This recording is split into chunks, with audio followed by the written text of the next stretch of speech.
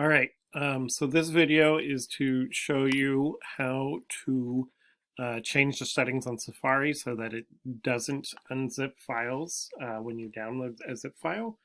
You'll need to do this if you are going to use a test that's been shared with you on Blackboard, because Blackboard requires the file to remain unzipped in order for you to upload it to Blackboard and put it on the test. And implement it as a test, right? So what we're going to do, we're going to hit the Safari here. We're going to go to Preferences, right? And in the General tab, there's this button that says Open Safe Files After Downloading. If it's like that, anything that's safe will open automatically, and it will unzip zipped files.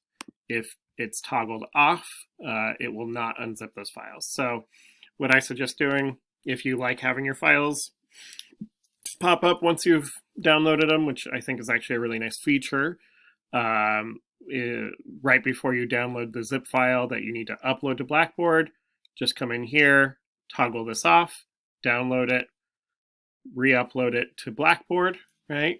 And then you can come back in and re-hit that if it's what you want. So that's all you need to do there, is just hit Open Safe Files After Downloading, get that thing toggled off.